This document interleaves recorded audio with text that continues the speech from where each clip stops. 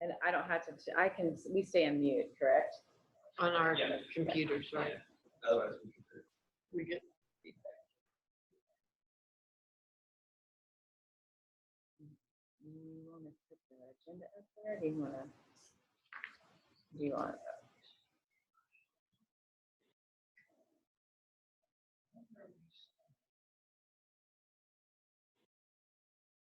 Start off with, or are you going to start right with Andy? I'll go through an introduction. Okay. You want to make sure we come back to further.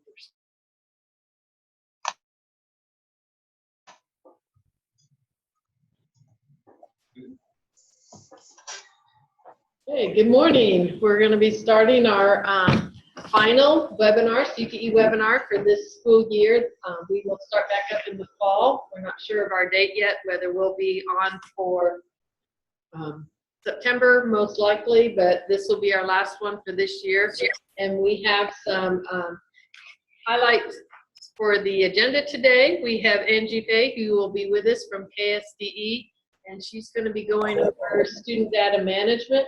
This is probably pretty important for those of you that are involved in collecting or part of the data reporting process. Angie has lots of information to share with us on things that we need to make sure we're doing so that the state gets all the data that they need to report to the feds. And then we have Kathy Music coming from Kansas State University, who's going to share a little bit with us on the agriculture in the classroom and some of the summer projects she's has going. So welcome all. Looks like we have a nice group this morning, and please feel free to ask questions throughout the session today, and especially when Angie's on with us, so that you can get your questions addressed from her. And we will then go on, and at the end we'll do some highlights of some conferences and events that will be coming up and taking place this summer and early fall, and then Jody will wrap up with helping you guide through the webinar, the folder that we have where all the materials are located from our presentations. So Angie, this morning, welcome for joining us and being part of our CTE webinar. I'm sure we have lots of people that are interested in making sure that they have their data in and how to collect it, and what things that you see have been barriers or roadblocks or just tips for it. So Angie, we'll just let you go ahead and start, and we'll go from there. Okay. All right. Thank you very much. I appreciate you guys asking me to join you this morning. And I have mostly updates, kind of new things that we've been working with IT with, and any kind of changes. I will try to give you tips and pointers, but our work days that we do, we really go through a lot of cheats, if you will, and things that will help you to do student data as well as the CPPSAs, you know, when we do those work days. And I just wanted to let everybody know that if you're not available to come to the ones that I schedule, just give me a call, and I can come out to your district, or just do a short session with you on the phone if somebody just needs a little bit extra training or time to ask questions and everything. So just wanted to throw that out there. I have my presentation. I'll go ahead and get that started, but please interrupt me if you want to with questions. I will, you know, do a lot of questions at the end as well, but if you need to throw something out there before you forget it, I completely understand and relate to that. So, okay, I'm going to go ahead and share my screen for my presentation. And please bear with me that I'm a newbie on Zoom, so hopefully I do okay here. So this is my presentation I threw together. I wanted to tell you guys about a report that I'm really excited about. We tried to get it going a few years ago. I had it all designed and the concept in my mind, but we never could get it to work. So I'm really excited to tell you that our IT department has gotten this report to work. It's a student career course completion report. And what it does is it will tabulate all the CTE courses from a pathway that have been taken by a student over the past 6 years of their high school career.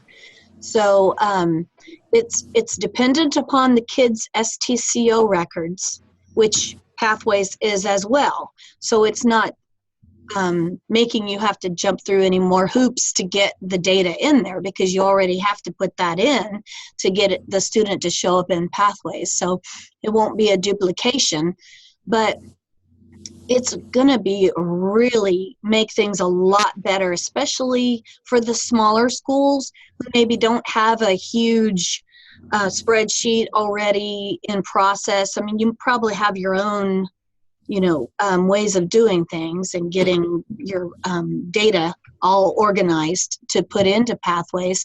But I'm really excited about this, and I think that it will be something you can also use to show the board or your advisory committees if you want to. But this is what it's going to look like. As you can see, this is an actual report. I took the data out that was personally identifiable. But what it's going to do is when you run this report for your school or your building, if you're in a district that has more than one building, you can do it that way. It's going to give you every single student that's had an STCO record completed and submitted for the last 6 years.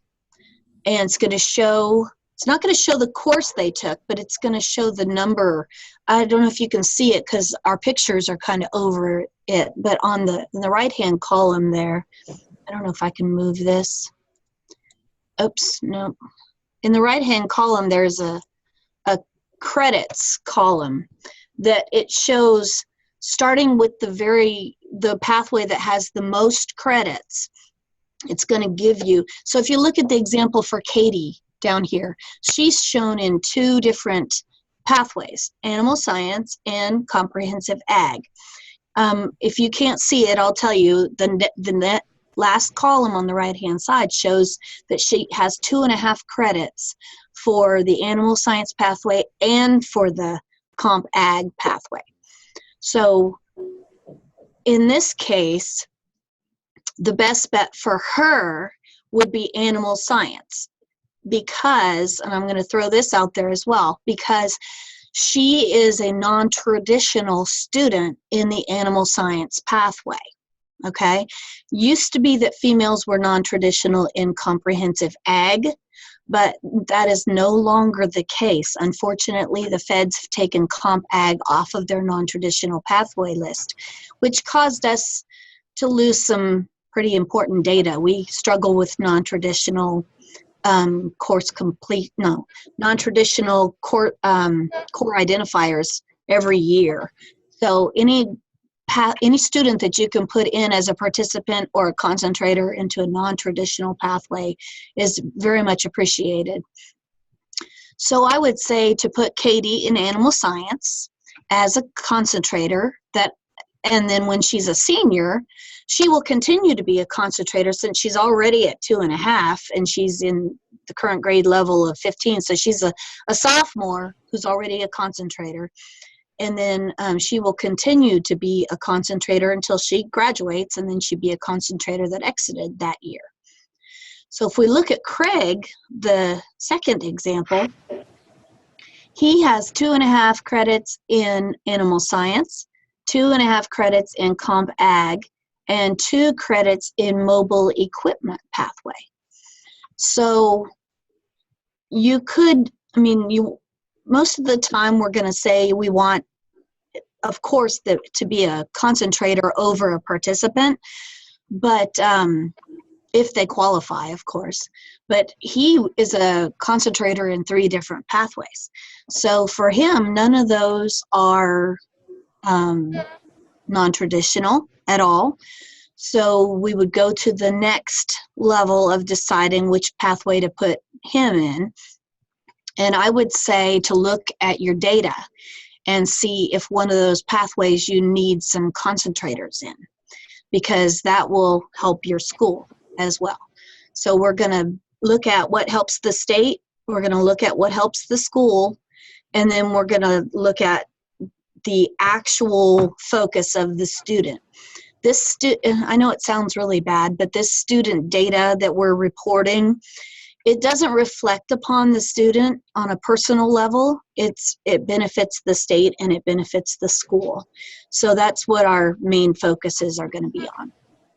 So I'm really excited that this report is going to help people tabulate this instead of having a big old stack of transcripts that you have to go through and physically adding up the credits and everything. So I was really excited to bring this to you. It's actually being tested right now, so it's not out there. It's out there for you to take a look at as a report, but it's not going to be functioning in full capacity until the first part of May. So I just wanted to throw that out there so everybody could take a look at that. Does anybody have any questions on this report, right, that we can talk about right now? Angie, this is Joni. Where can they find this report if they want to go look at it? Okay. If you log into Pathways and then you scroll down to the very bottom of the left-hand side menu is the reports link. This report is about 2/3 of the way down in the report section. Thank you. Just wanted to make sure that they knew where to go find it in the Pathways under reports. Sure, thank you. Okay, if nobody else has any questions, I'm going to go ahead to the next screen. I know you guys have all heard about this. I have a real quick question, if you don't mind. Sure. Should we be looking at this to make sure that it's got correct data? Because if we think that there might be a problem with some of the data, do we need to let somebody know, or how do we address that? Well, I think that the best thing to do if you do see something that is incorrect in that report, it directly reflects the data that has been submitted to the STCO report. So my suggestion would be to compare the STCO records that have been submitted for the student that you see the issue with. Or if you're missing a student, because there's a lot of details within the pathway that connect to the course record.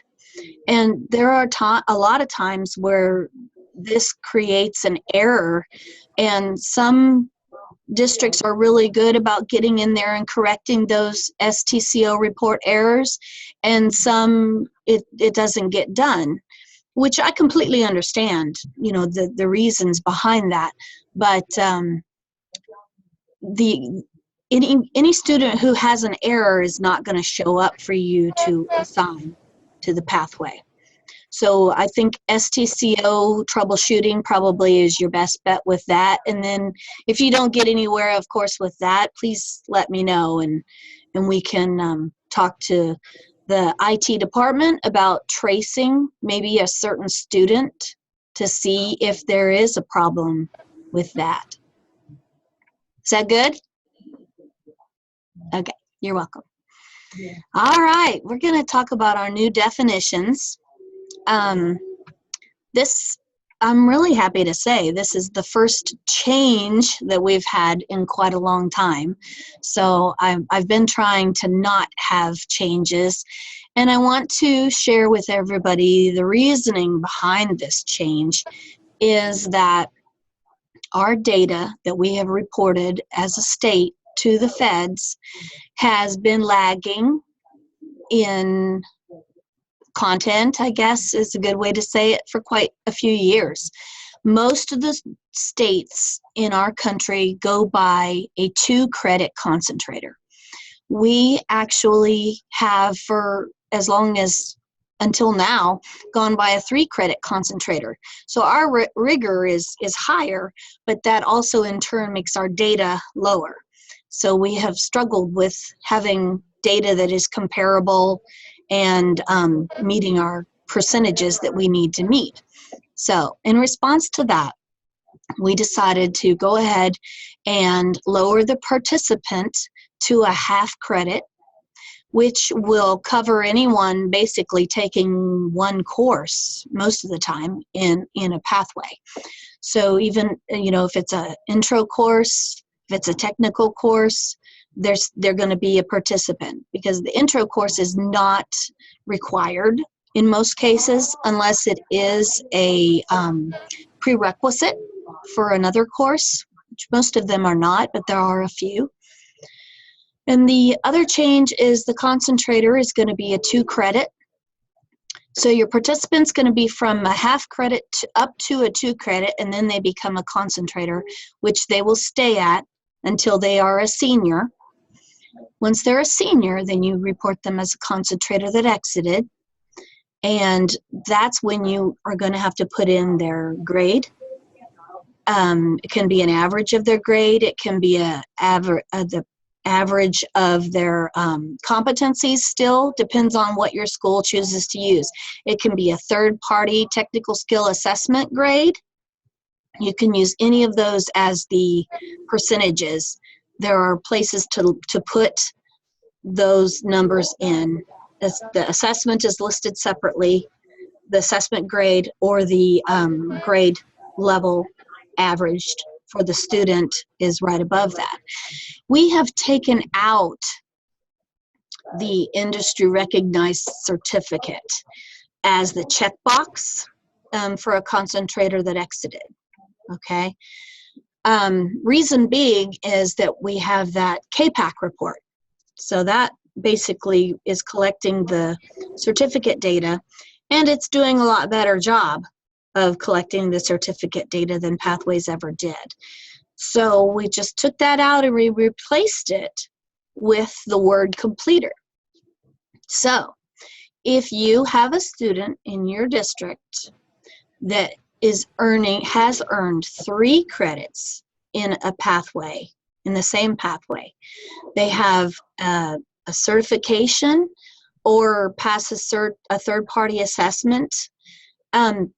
There are a few other things that you can use as the criteria for the completer, but it's a checkbox that's going to be right there for you to keep track of those students. The reason it's just a checkbox and not a status is because it's just a state level achievement. It's not a status that is going to be reported to the feds. We still are limited by participants and concentrators for that. So does anybody, the checkboxes for the completers, we have a report that was created in order for you to tabulate this data and show it in a report format. So you'd be able to pull up anybody who was checked as a completer, and then you could have that summarized for whatever you need it for. So, does anybody have any questions on these new status definitions? Okay. All right, we're going to move on. Okay, this is the assigned student screen. This is where the students that are listed here, this is all test data. So I have the students' names and the kids' ID still in there. It's all made up. But anybody that's listed on this screen has an STCO record that was submitted to the KID system without errors. If you do not see a student listed in this grid, then you see in the upper left-hand corner it says show all students. That, if you click on that, it should show every STCO record that was submitted for your school district.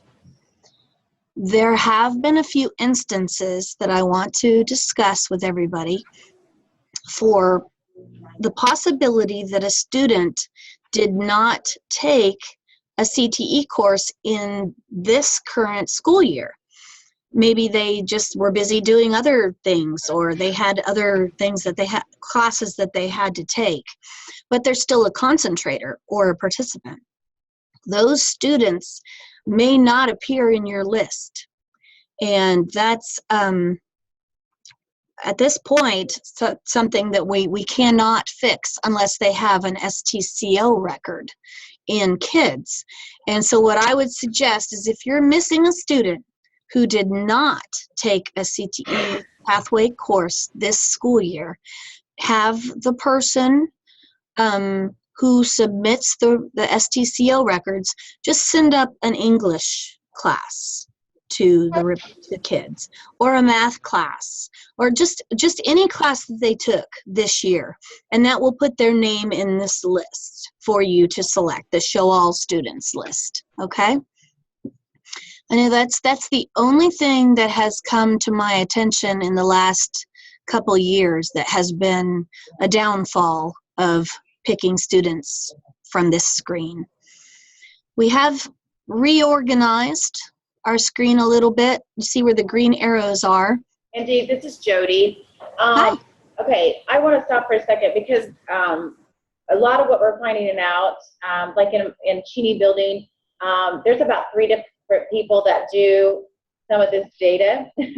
And so just to pause for a second to make sure that everybody understands the STCO real fast and who in their building would do that. I mean, I just want to make sure to pause for a second because that I made mistakes my first year doing different things because I had, the acronyms, and that was maybe something that that CTE administrator might not do. And so does anybody have any questions during that time, or how to go about, what does Angie mean by having the person put in an English course? Does anybody have any questions?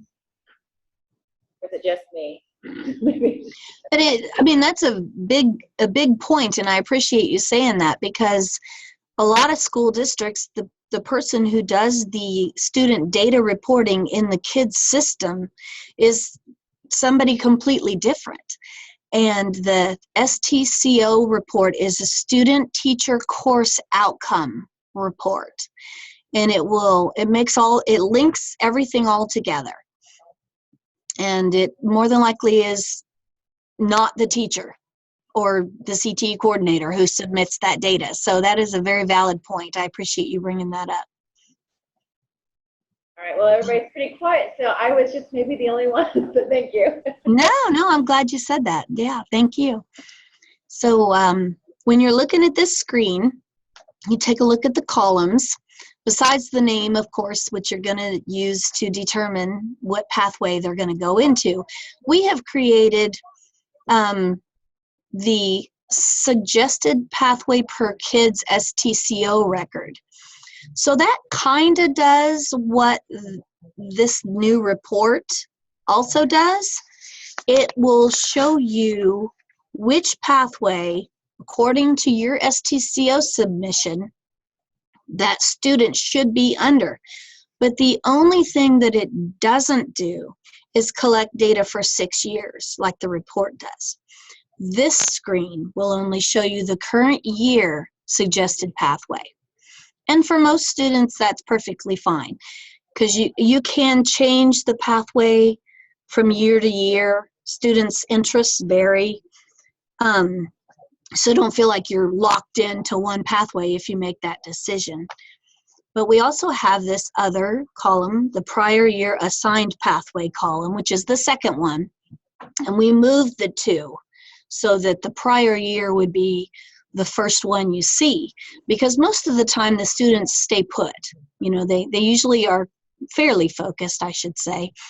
But if someone says no priors zip code, like Mildred, the first student, then they are either a brand new student participant to the pathway or to the CTE, or they have never been reported before, which is, always a case, just in, as it's not going to reflect poorly. It's just a good thing that she's showing up so we can collect the data and show it for your school district. So, but that's the only thing we did on this screen, is switch the two columns just to make it easier for you to take a look at.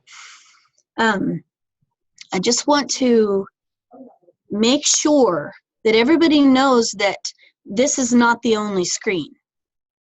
If you check mark the students' names, you still have to go then at the bottom of this screen, there's a link that says go to update student screen, okay?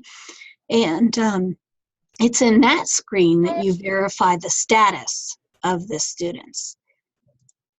This is what that screen looks like.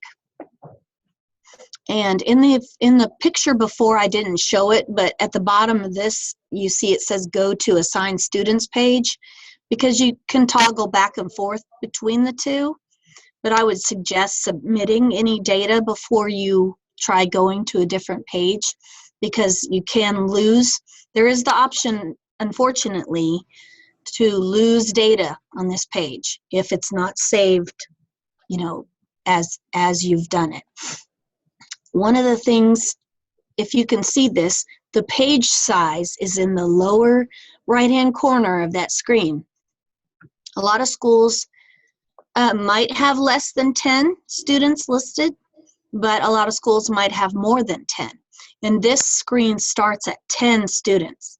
So if you, very first thing, change that page size to 100 or something of that nature, then you know you've got everybody on the one screen and you only have to save one time. And you don't have to switch from screen to screen.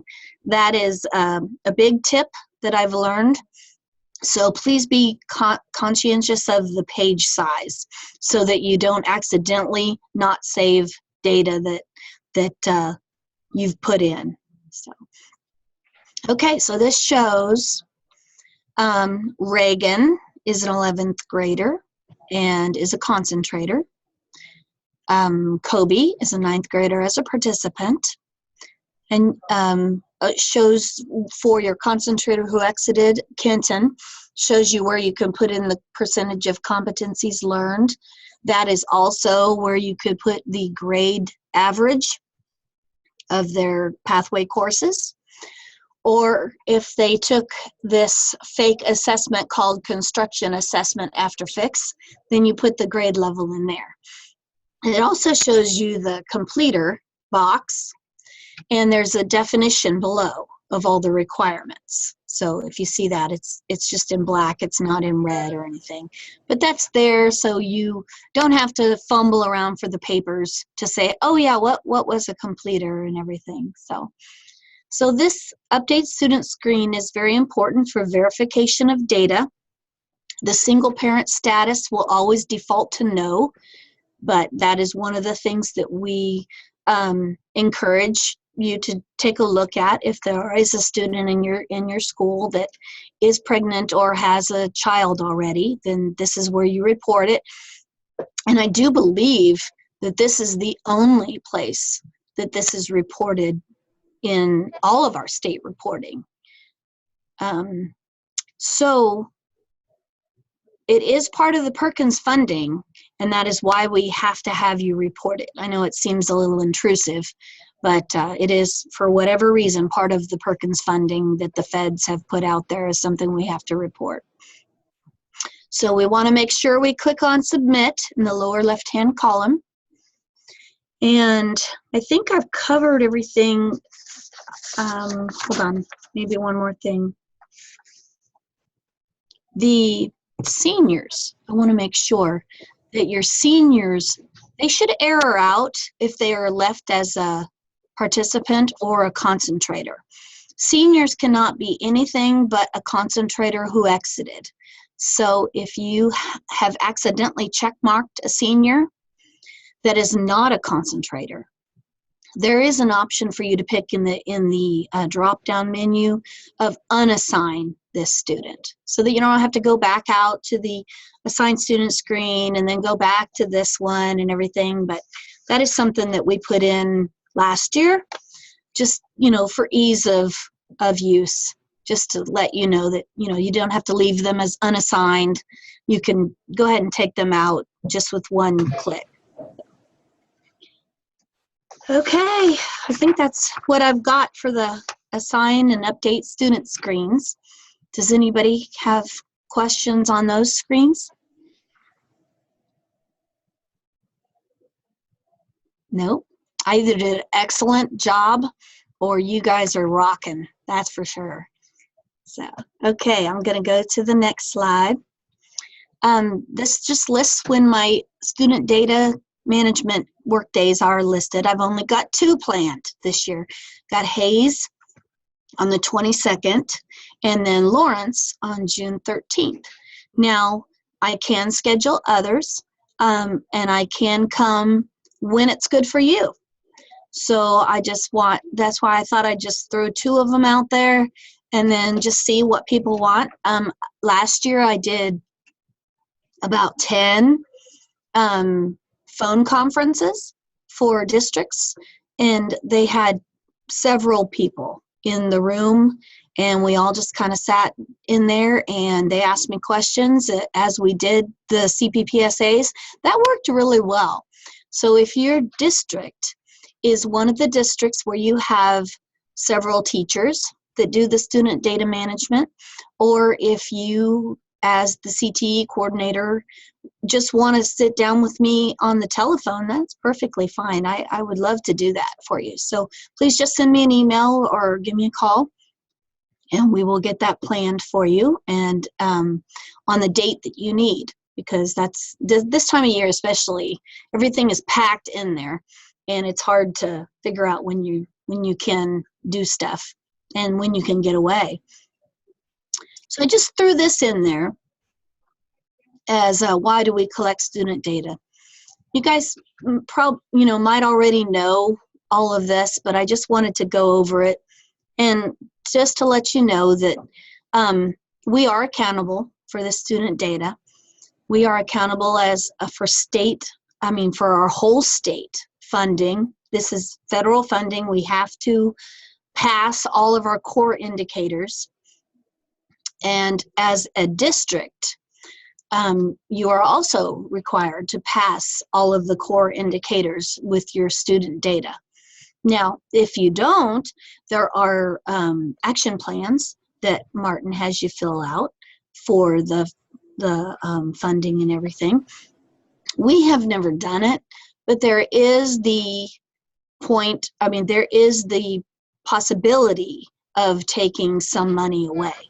In the climate of where we all are right now, it's not going to happen. Our focus is just to work with districts going forward, because we can't go back in once Pathways is rolled over to the new school year. We can't go back in and add data.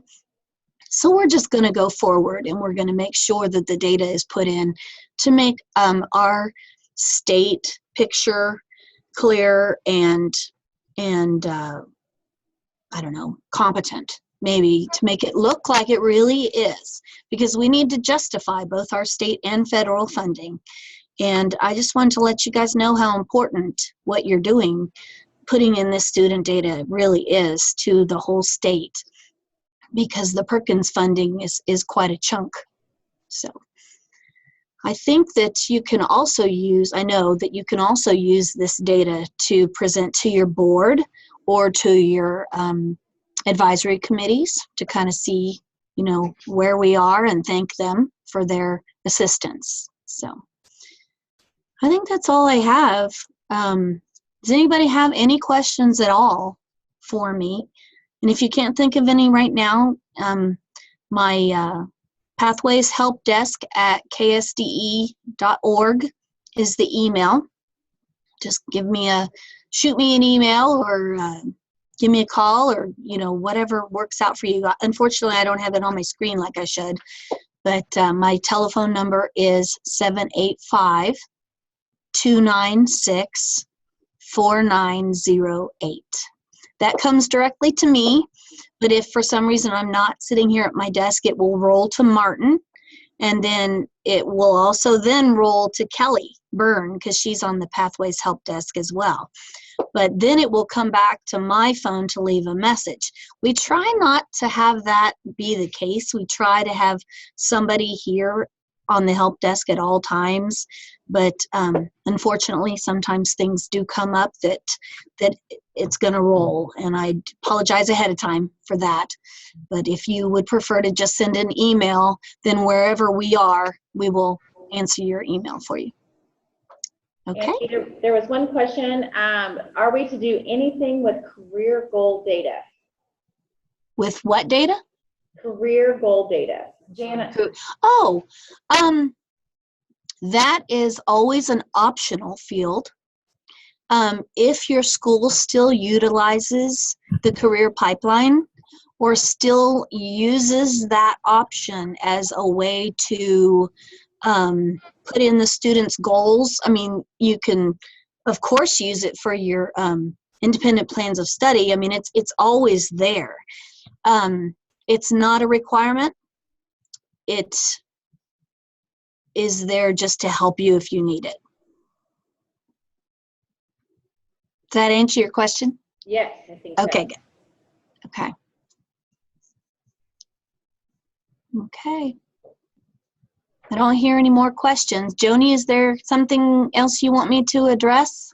No, I think that's pretty good. Hopefully everybody got their April 15th data in for you. Any suggestions if they didn't by chance? Is there something Very we good. can do if Yes. we take care of that piece? Okay. Thank you for that. It's still open. We throw out the April 15th date as a goal.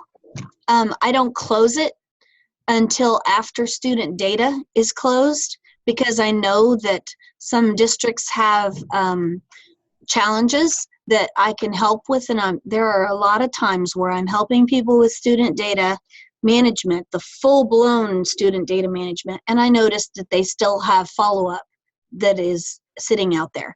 So if that's the case, then I'll go and help them, because they might not even understand what it is or where it comes from. But those students listed are students that were submitted last year as concentrators that exited. And that screen all by itself is one of our core indicators that we have to meet for the feds. So that part is very important, because we don't have any other data or anything that goes into that one core indicator. Is just the follow-up, and that's it.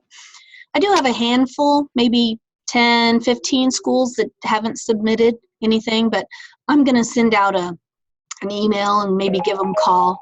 So does that help? I think that's helpful, just so we know that we still can go in and make some corrections. And if Yes. some schools are kind of lost, I know one emailed me and said, I have no students. And I said, well, maybe because no one reported anybody the year before. It's a new administrator. So I just recommended that they give you a call. Yes. With you on that.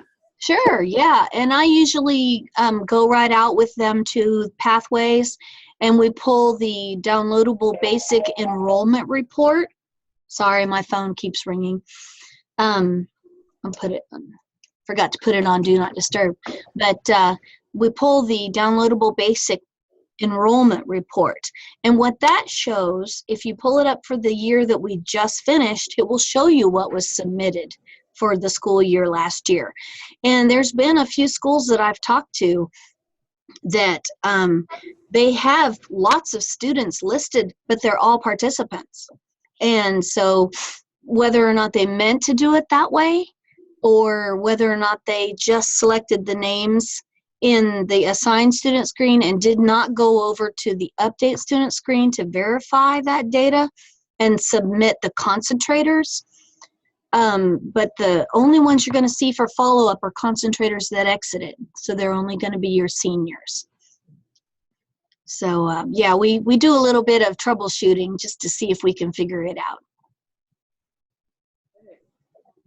Anyone else have any other questions? Probably Andy can answer most everything. Anything with Pathways, data collection, tips that may be helpful for organizing or working with your staff within your schools. As Jody pointed out, oftentimes there's many people that are doing different parts of the reporting process, and possibly one thing that would be helpful is to know who's doing which pieces, so you know those go-to people as you work through your data and make sure that everything is recorded and the state has all the information that they need. And I think, Angie, it was real important for you to clarify for us the importance of how we place students into pathways, that we first look at the non-traditional, because that helps us out as a state. If there's any students in those that are in multiple pathways, pick the one that is the non-traditional, if that applies. If not, then where you have gaps within your pathway reporting. I know that one's real helpful for me as I've worked with data in the past, because then I don't have to write a justification statement as to why we didn't have any students in those pathways. So you may look at those and make sure that if a student can be reported in a pathway that maybe you don't have any students listed, that would be your second filter. And then of course your third one would be maybe where the student is actually going and their true pathway, if it doesn't make a difference on any of the others. But that's very helpful to know. I always just kind of went from the student side and said, where are they going versus the non-traditional. But Right. as you indicated, this is the state and federal reporting, so this helps us out with that. So if you have other things to add to that as people are looking at making those filtering decisions, if you have something else you want to add to that too. I do want to let you know that we have an actual list of non-traditional pathways, and that is located on Martin's page for the Perkins funding. And it's on the right-hand side, there's a link that says non-traditional fields. And it's a blue link on the right-hand side of his page. So that's an actual list that you can keep right there with you if you want to just take a look at it, because most of us don't have those memorized. And they are updated annually, is that Yes. correct? Okay. Yes. So as you indicated, the Ag Comprehensive is no longer on the non-traditional for females. So you may want to go back through and look at that list one more time to maybe see if you have some areas that you can address with some of the pathways that you have in your districts. Right. And construction used to not be on the list. For the last 2 years, construction for females was not on the list, but they put that back on. So females in construction is back on the non-trad list. So that's a good thing. Great. Any other changes that you've seen, Angie, that would be helpful for us as we kind of go through this process at the end of the year here? No, not that I can think of. I'm really interested in hearing feedback about our new report once it gets tested and everything. It was really hard. They worked really hard down in IT to get this to work. I mean, they had to revamp a lot of things and finally had a breakthrough last week, actually. So I was really pleased. I was afraid we weren't going to be able to get this going. You know, we wanted to be able to at least do something to help. Every year we want to try to do something to help everybody get things a little bit easier and make sure it's done right. So. And it's only going to track high school, correct? It's not going to track any of the introductory courses that might be taught at the middle school level. Well, if your middle school student gets high school credit for those courses, then it should be in there. But if they don't get high school credit, if it doesn't come over on their transcript, then they won't show up. Correct. Okay. Yeah, and you know that report is not an end all be all. You know, if you show that you've got a lot of students who took a certain CTE course in the 7th grade and a STCO record was not sent up for those students, then just add it in. You know, because that's you know, unfortunately we are bound by what is reported in the STCO system. Anyone else out there have any questions about anything? I really appreciate the time that your IT department and yourself have put into that student career course completion report, because I think that'll be very helpful.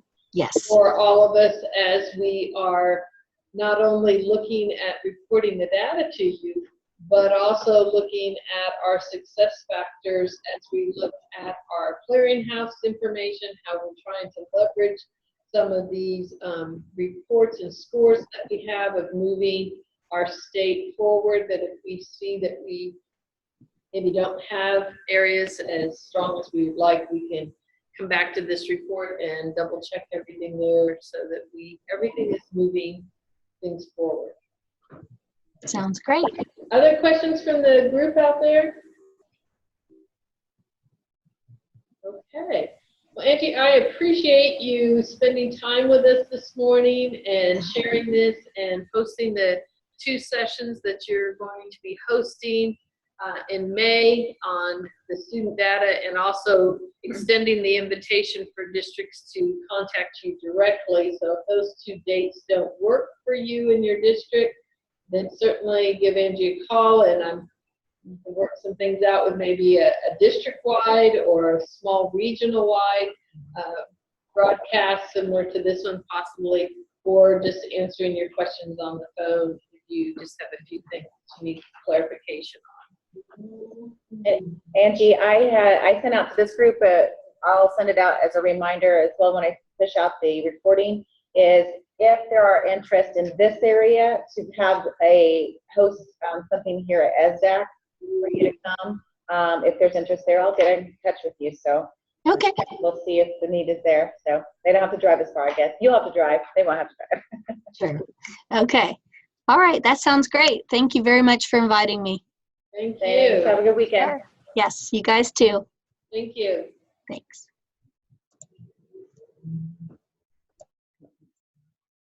Oh, yep, she is. Hi, there's Kathy. Kathy's on. Yay, there she is.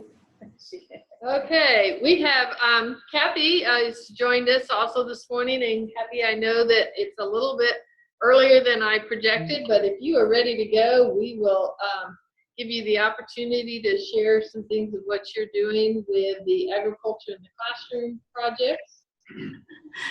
Oh, hi, Joni. It's being really choppy coming in on my end, so I'm assuming you're letting me visit with everybody right now. You're live, yes. Yeah, it's really tinny, so I apologize, but I'm happy that you're allowing me to visit with everybody about what Ag in the Classroom is doing. Are you able to hear me okay? Yes, we can hear you. We can hear you. Okay, I'm not hearing you, so shoot. Okay. So, yes. Oh, good. Thank you, Angie. All righty. So I'm assuming that you were able to download the flyers that we have for our Summer Institute. We do offer training for teachers who are interested in incorporating agriculture into their current curriculum. So it can be incorporated into science, math, language arts, and social studies as well. And so our summer courses are basically a way to model the lesson plans that we have available to teachers. And so they will get in the one-day summer conference on June 1st in Salina, they will have 15 different workshops that they can rotate through and see examples of lesson plans that teachers are already using in the classroom to bring agriculture into their curriculum. And then also we have a 3-day summer institute, which will be, the 3-day summer institute will be in Parsons, Kansas this year. We've already been at Colby for 2 years and Garden City for 2 years. And so, yes, thank you. And so our Summer Institute Plants and Animals Have a Place in the Classroom. It's a 3-day course, and it allows teachers to see numerous lesson plans, as well as to participate in tours that will show them what's happening in agriculture these days. We'll be going to a robotic dairy, and we'll also be going to Pittsburgh State to a polymer institute where they use products from soybeans to make plastic-like materials. And then in addition to that, we will be visiting Service Valley Charter Academy, who uses agriculture as their main teaching tool in the school.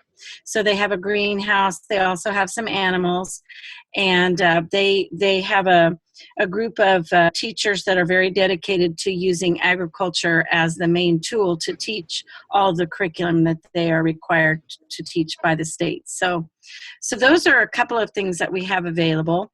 And then on our website, which is www.ksagclassroom.org, teachers can go there and download any lesson plans that they would like for free.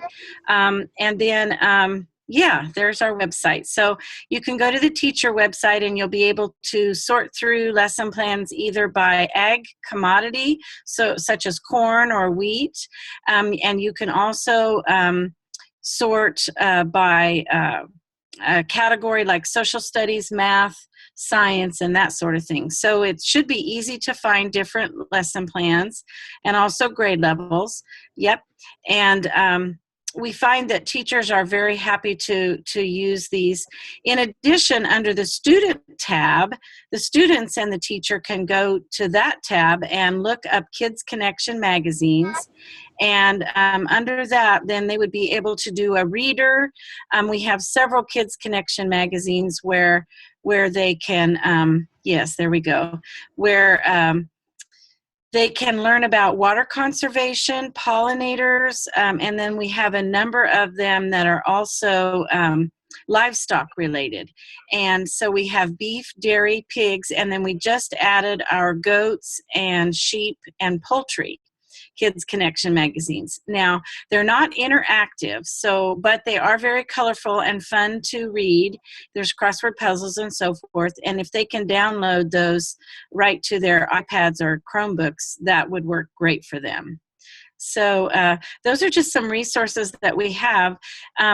Our plans for this next year are to download our large educator guides, which are Kansas-based information about natural resources like water and soils and prairies, things like that, and the crops. We're going to download those by chapter and then link those to appropriate lesson plans. So that will be fun, and it will save a lot in printing costs, and because those books are about 225 pages. So it's nice to be able to think that soon we'll have those by chapter so teachers can download those when they're teaching specific units. So we appreciate you letting us visit with you about all of this. We're in our 35th year, so we're creating having an anniversary this year to celebrate 35 years in business of connecting teachers to resources about agriculture. Now, since I can't hear you, I may have to have you type the lesson or your questions that you might have. Are there any questions out there with some of the programs that Kathy has? I know coming from Colby, we've had her out there for a couple summers, and we had great attendance and got to learn lots of new things, and especially the resources that our staff members walked out with to take back to the classroom was very helpful and beneficial as they planned some of their units in collaboration with their current studies, and also making connection to our agriculture program at the high school level. So any questions from any of you? This is Kathy.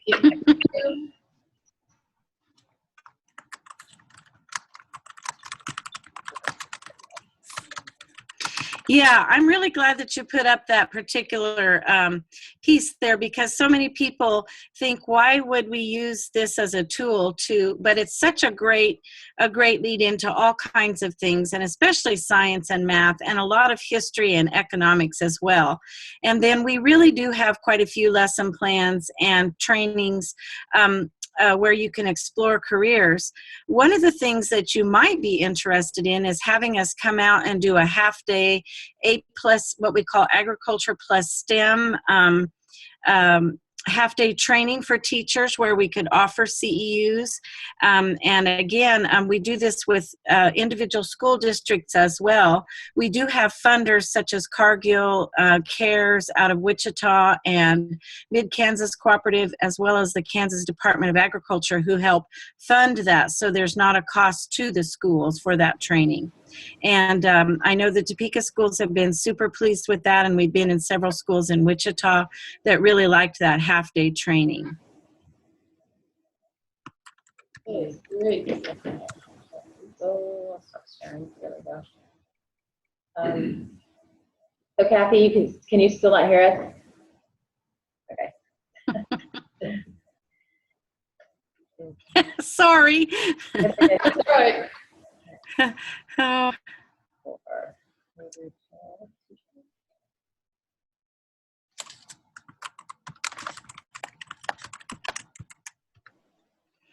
Mhm.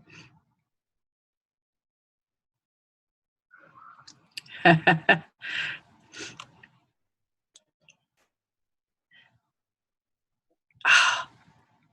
just can't hear anything.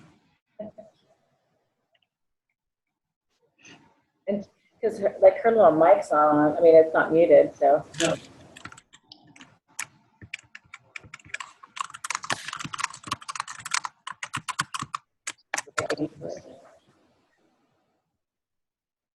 We're not getting her typing either. Right? Can you see her typing?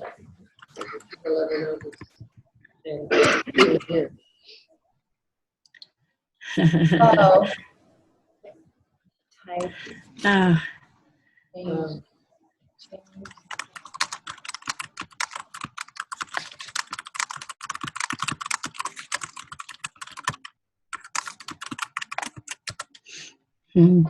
Lost everything. It's unstable.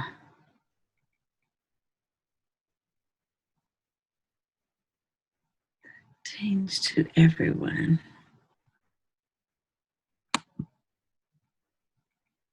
Let's see. Let's see. As Kathy's trying to figure that out, if you have any questions, go ahead and type it in there, and then we'll just have her answer them out loud.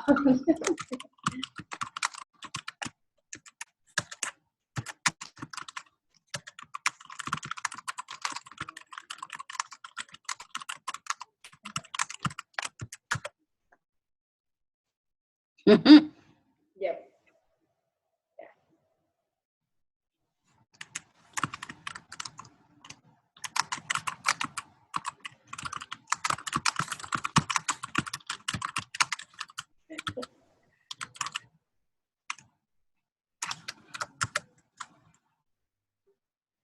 Okay. Oh.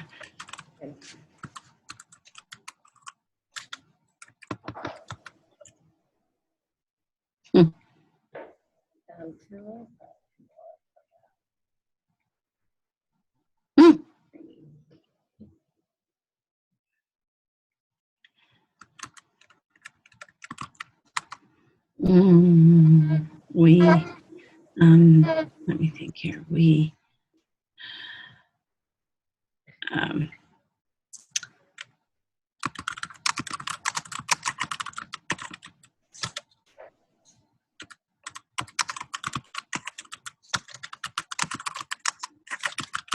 yes, we work with the curriculum director at each of the schools, and we customize the training for half day. And so each school will have a set of 7 to 8 lesson plans that they experience, and we connect those lesson plans to the Kansas curriculum standards, and we allow enough time in between lesson plans for the teachers to discuss among themselves how they think they can use them in their classroom. So that works out pretty nice. So are you able to hear me right now? Just nod your head. Excellent. Okay, very good.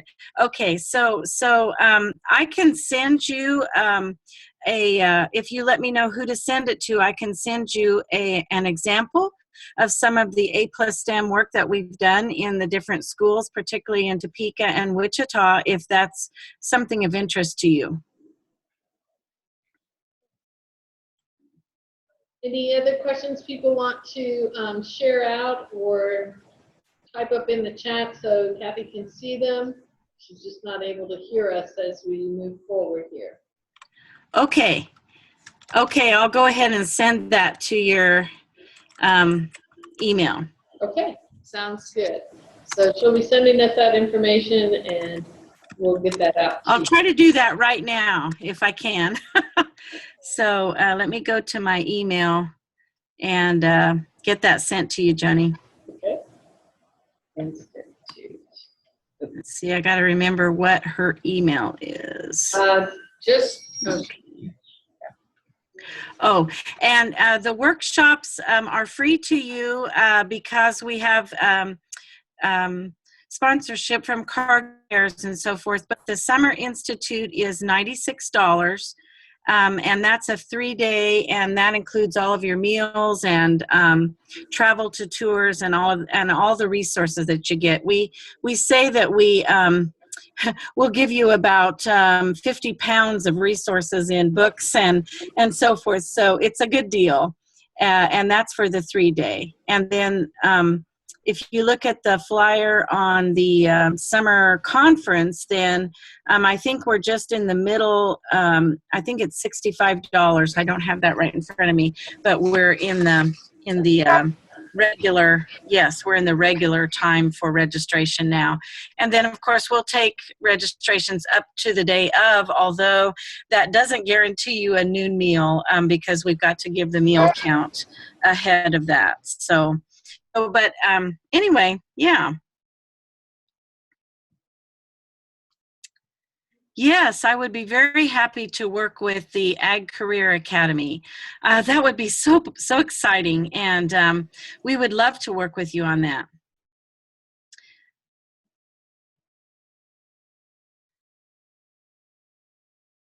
Yeah.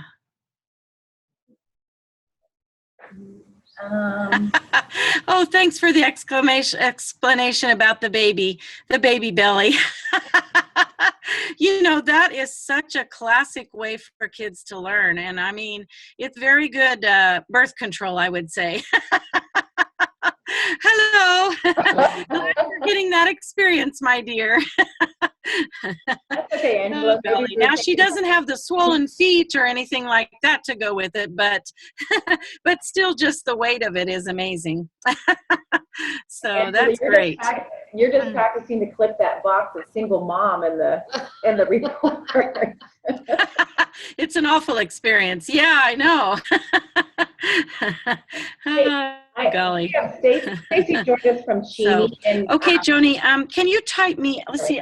I know I've got your email there, but would you mind reminding me what your email is, and then I'll try to get that to you. Yes, I put it on the chat, but I know she can't hear me, so maybe she'll see it. Let's see. May have to type it. I'm sorry.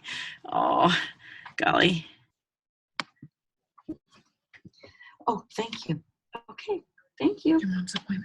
Yes, it did. Okay, it did. Thank you. Mm-hmm. Thank you.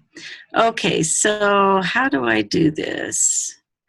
I have to go to new window. www.ksu.edu. Okay, I have to go to sign in. Webmail. Consulting.jcl.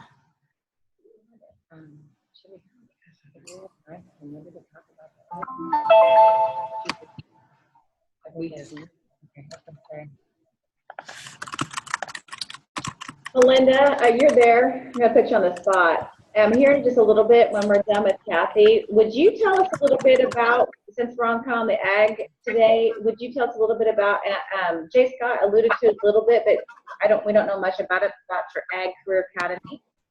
Here just a little bit. Would you talk a little bit about it? Sure. Can you hear me, Jody? Yeah, I can hear you. We'll give just a second for anybody else to Sure. to address Kathy, and we'll let you talk about that. Consulting.jcl.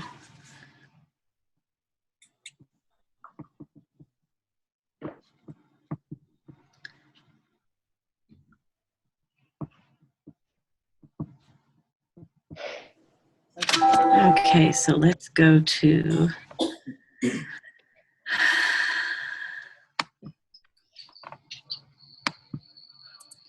There we go. And I want new, Okay. new. Okay. Let's see. Okay.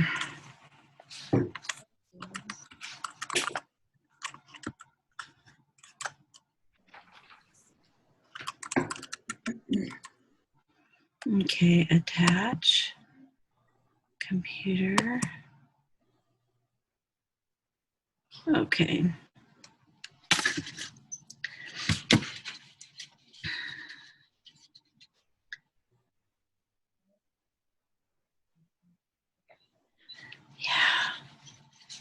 Okay, Melinda, we'll go ahead and let you talk. Tell us a little bit about the Ag Career Academy. Sure. So we at Newton are looking at piloting a new program. It's a career academy model, and we have chosen agriculture as our career focus for this academy.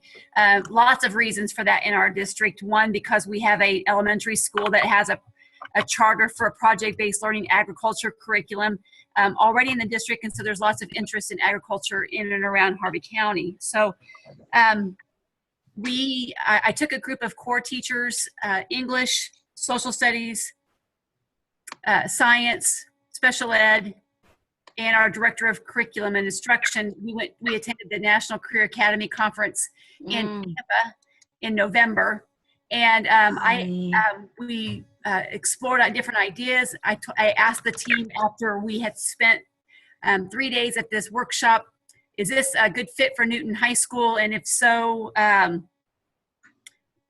do we move forward? And so after attending the conference, the team felt like this was a great new model for instruction. So we are taking this school year to do to kind of lay it all out. We kind of have a program of study in place of the courses that will be a part of the academy. We'll start with the 10th grade level and cohort students so that they progress through English, science, and social studies classes together, coupled with their agriculture class.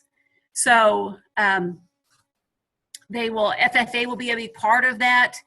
We did a Skype conference call the other day with Dr. Watson about offering some other credits within the Ag program academy. So like, for example, students might be able to get a speech credit in the academy, maybe an econ credit in the academy based on what we do with our ag business classes.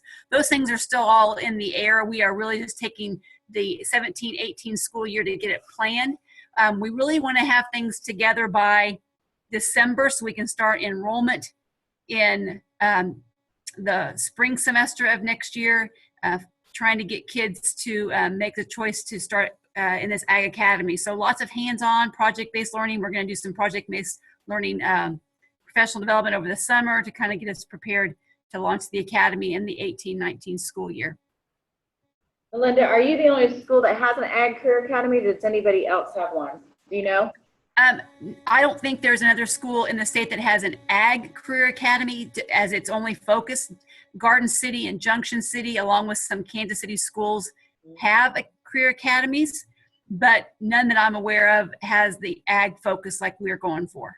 Right. I know that Olathe just began like they'll be starting their green technology and some different things. They have academies within there as well. So, but right. Yeah, I didn't know of anybody who had Ag. So yeah, right, there are some other schools across the United States that have Ag. For example, we toured Omaha Public Schools. Bryant High School in Omaha has an urban Ag Academy. We've toured that facility.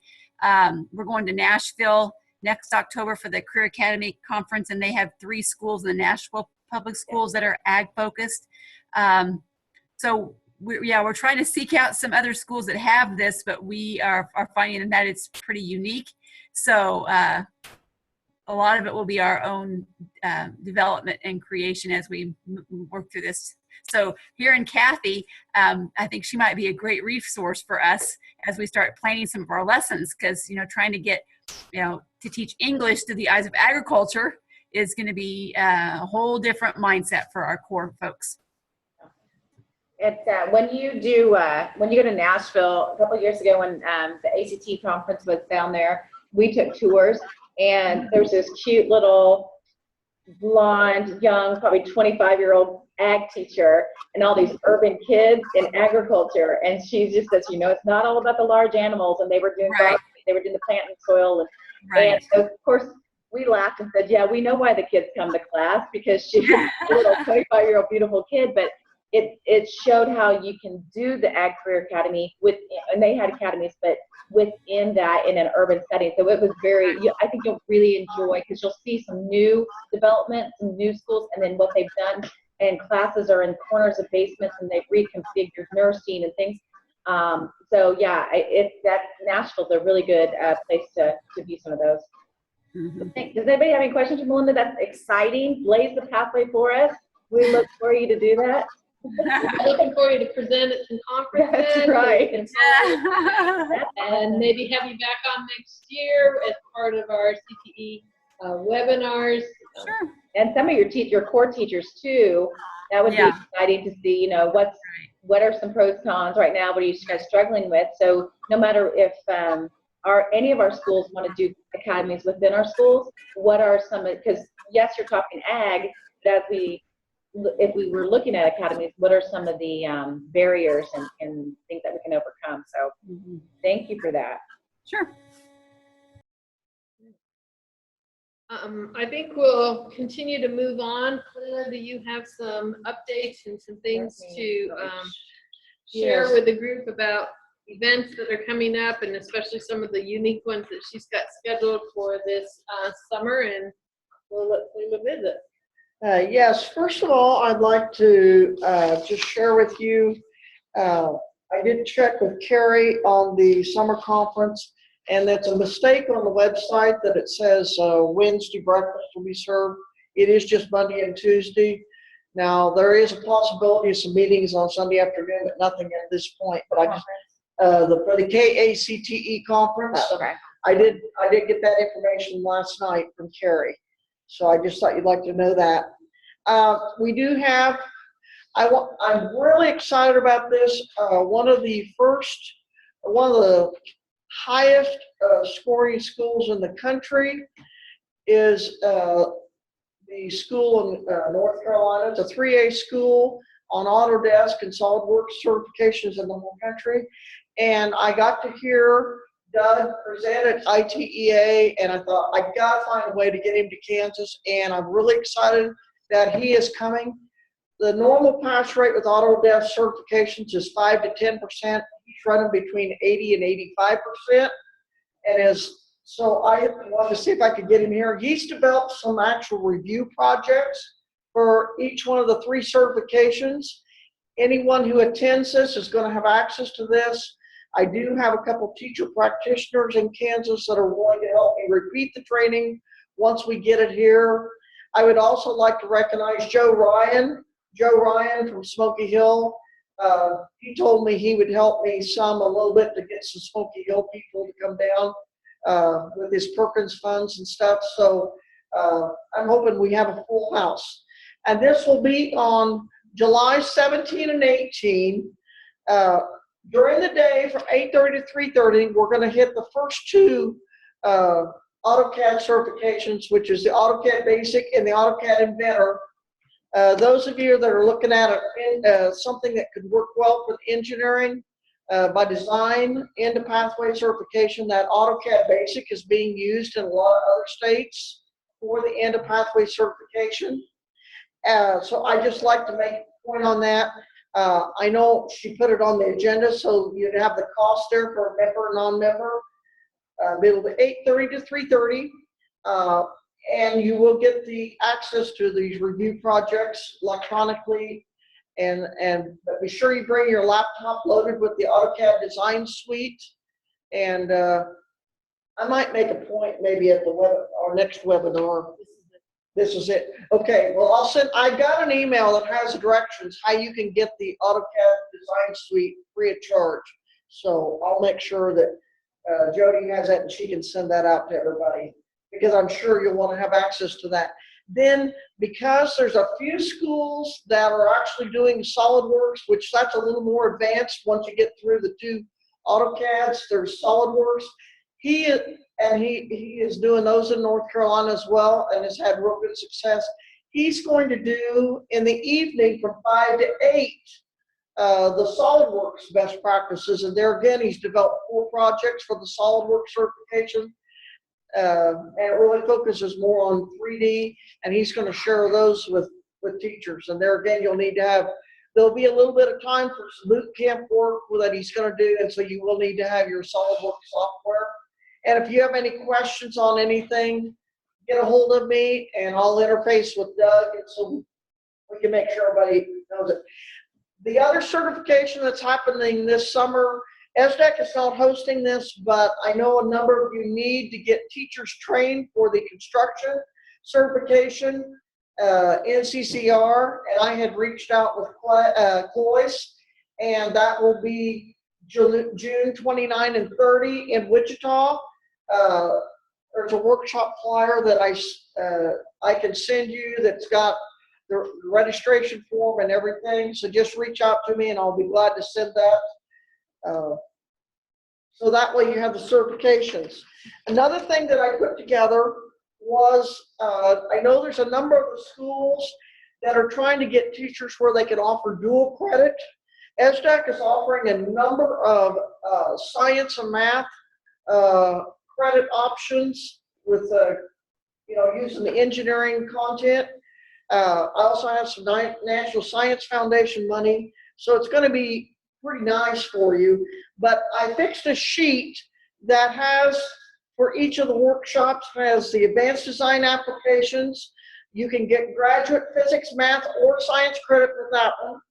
And sweeten the pot a little bit, I have NSF funding, grant funding, so each teacher will walk out with $149 wind turbine kit if they take that training, and the teacher will get a $750 stipend. I have 75 stipends to split between the advanced design applications and engineering design, so I don't think we'll run out. Then the engineering design, that will be June 12 through 15, and that's for grades 11 and 12. And you'll notice that I put the course codes on there if it's part of a state-approved pathway. So that may be very helpful for you, for those of you that apply for the engineering applied mathematics pathway. This way you'll know which course code goes with, which EBD course, and also if there's stipends or if there's something. With engineering design, that's June 12 through 15. I have enough NSF money to be able to do a drawing with, we'll give 6 teachers each a $900 robot kit, Vex robotics kit. And we do have math or science credit available for that one as well. Then the week of the 20th, this will be for the grant schools. I had a group of schools that we applied for VEX consortium grant, and we got it. They've already asked me to put in a second application of schools for next year that'll be due October 1. So if you would like to be in that when we do it again in summer of 2018, be sure you get a hold of me. And there again, we have graduate science or math credit available. Then the project management teacher certification, that is going to be June 26th through 28th. And there again, we have graduate English journalism or education credit available for that, so that can help move a teacher to have some of those graduate hours. Foundations of Technology, you'll notice there's a course code there. That is actually the introductory course on the engineering and applied mathematics course. That will be July 24 through 27. And there's graduate science credit available for that one.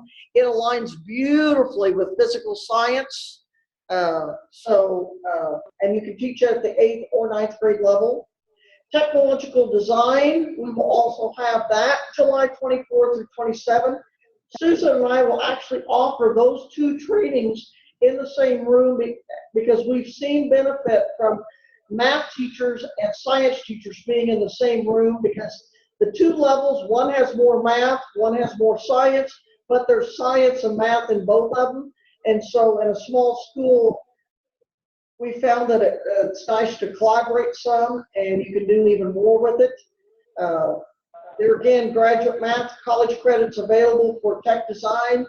What that's going to do is allow schools to get where they can offer some of that dual credit. Hands-on animal anatomy, that will be October 4th and 5th, and there's graduate science credit available. I have an extra little perk that I just got from Anatomy and Clay. Each participant will get a coupon for $330 worth of free instructional materials if they decide that they want to purchase 5 models for their classroom. And that's going to include the 5-volume Atlas CD, the step-by-step arm and vessel workbook, the step-by-step leg and vessel workbook, and the lymph system and breast cancer step-by-step book. That I can, anyway.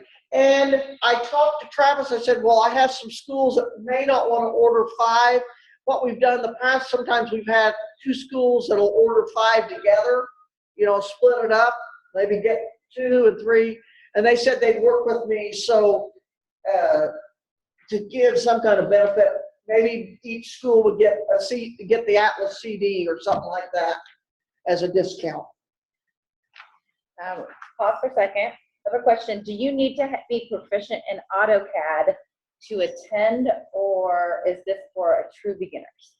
This is for true beginners. You're not going to, on the July workshop, he's going to take and guide you through some projects. You don't have to be proficient on that. It's going to be more from the angle of you being aware of, here's what you need to focus on, and that will help you to be proficient, the student be proficient with this set of skills. Then there'll be another project that works on these skills. The main focus is going to be the review projects, as well as how to focus your instruction so that your kids are more successful with the certifications.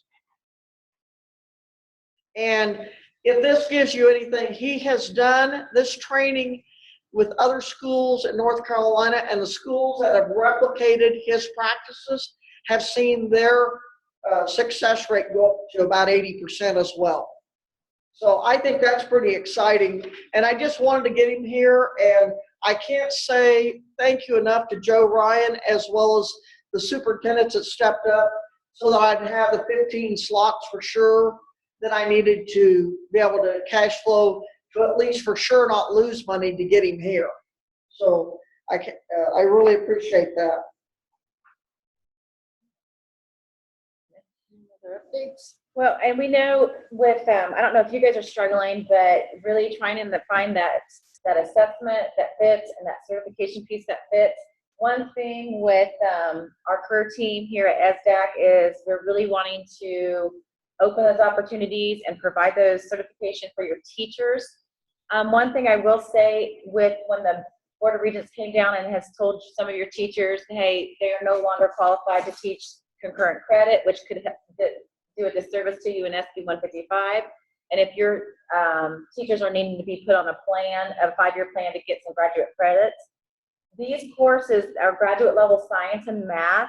You do need to check with their college and have them wherever they're trying to get, maybe if they're trying to work towards a degree, to make sure they take them. But Mid-American Nazarene has provided that credit, and some of it up to 4.5, I think one of them is 4.5 credits if they apply it. And your teachers who would be coming to these obviously are going to go back and apply it, and they have a year to the date to do the application piece, meaning that apply it and do their write-ups and whatever it is for their credit. So they get 1 credit here, they go do the impact, right? I'm not going to say it right, but the different phases. So just a thought that if you have SB 155 teachers that might have gotten that letter from the college and said, hey, you need to take some courses, these are going to be some opportunities for them to, in the summer, to walk away with a $750 stipend, and also some college credit that they can apply towards being a qualified teacher for that. It is, yes, it is the same. Some of them are the same day as the Impact Institute in Great Bend. So, yeah. So speaking of that, some updates. I'm going to share a screen here just to walk you guys through, and it's on the agenda. And I've tried to link everything that I could to the agenda and in the folder there. So let me get back to the agenda. What I really want for you, as I'm the update girl, a couple things. IPS rubric, the state has, J-Scout has a committee from the state, probably about 20 some people, and the rubric draft is there for the IPS. It's getting to a point that it's looking pretty good, and there's some tweaking they need to do, and the next meeting's in May. So after May, they should be able to send out some information, have that rubric for you. So just to keep you up, because we know that CTE is a big part of a student's individual plan of study, as we can offer that and help them guide their ways through the high school. Just information for you there. But then on conferences, and so you guys that continue to attend and are around different parts of the state have amazing ideas, amazing programs in your school. Please, please, please represent, because the last couple of conferences we've gone to, the symposium was really good. The ACTE was really good. It's because all the true practitioners, such as yourself, are in there doing it. So please, I put call for presentation form here, and I expect every single one of you to click on that and fill out a form. Especially my dear friend Melinda, is you need to, that would be awesome to say, here I am, here's what our school's doing, get the teachers panic attack anxiety in there. And then a year from now, or even at the symposium or ACTE in February, come back and say, here's a follow-up, here's how we're doing. I know it's some time away for your teachers or whatever, but and a little bit of planning on your part, but please just come and share, fill out a form for presentation, because that's how we get better as in CTE. And then, I don't know if you know this link or this free resource, the Kansas Center for Career and Technical Education from Pittsburgh State. They offer free workshops across the state as well. And a lot of teachers are taking advantage of this. So please take a look at those. Here's how to sign up and get free resources and notifications. That actually is, I think, if you're a Facebook user, and I think I have it there. So there's the Facebook page. You click sign up, and when you click sign up, it comes in and it does all the information there. And so then you can get email updates. So I get the email updates. I push it out to our teachers at Cheney and encourage them to sign up to get updates as well. And so we're very blessed to have Pittsburgh State doing this throughout Kansas, and hope that continues, because we like free. It might be a $90 a day sub, but it's the quality of instruction you're getting can't be replaced.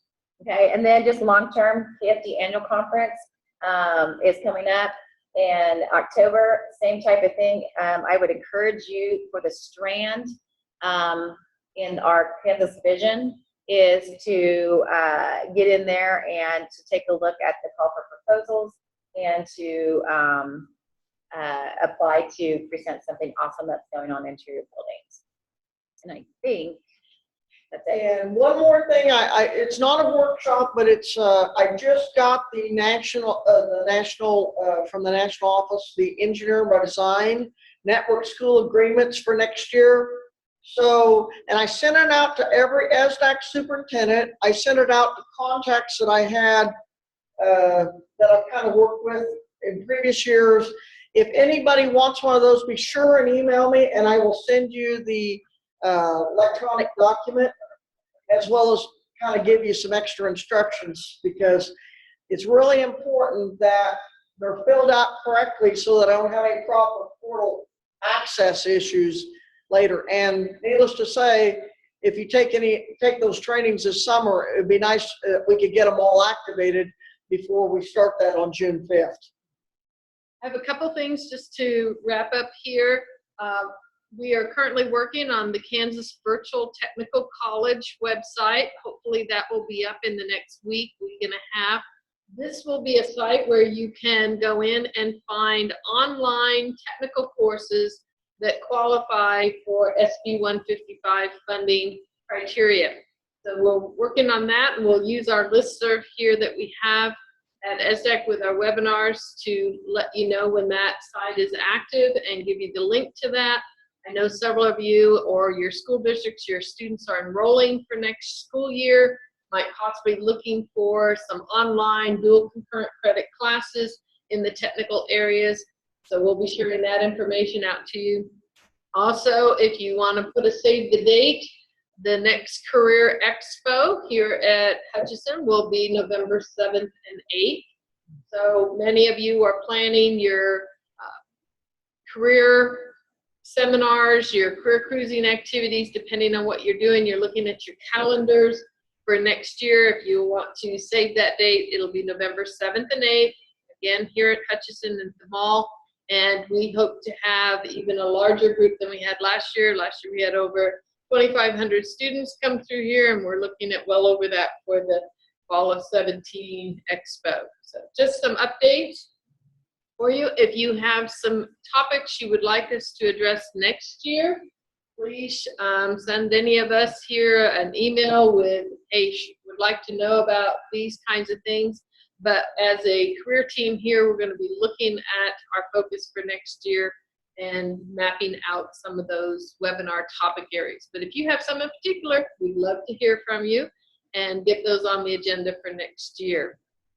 Anything else here? The only thing is on the agenda I sent out, all the links should go into that Google folder, but at the top of the agenda, there's a Google folder link that goes everything we've talked about this year, every resource we have, every guest speaker's information. And then there is a folder that says recorded webinars. It's a red folder. And so to go back or say, hey, to your principal or anybody, and it says, hey, please watch this segment.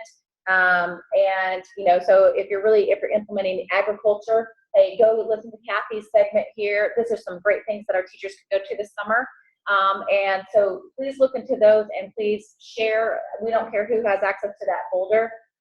So please share that they can go back and look at. Even Angie's presentation today on some information if you need somebody in your building to have that information. And if you have any questions, please let Jenny, Cleela, or myself know. We'll answer any of your questions. And I was going to say, our NSF grant ends September 1. We have put in for an extension. If we get the extension because they have more money for us than what we probably are going to be able to use this, if we get that, then I may be able to offer some additional grant stipends in the fall. Thank you so much. You all, I'm sure, are ready to wrap up your year. Planning next year is already in progress. Have a great summer. Take some time for yourself, and we'll see you in the fall. Thanks so much. Okay. Cleela, thank you. Which one was it that Angela was with?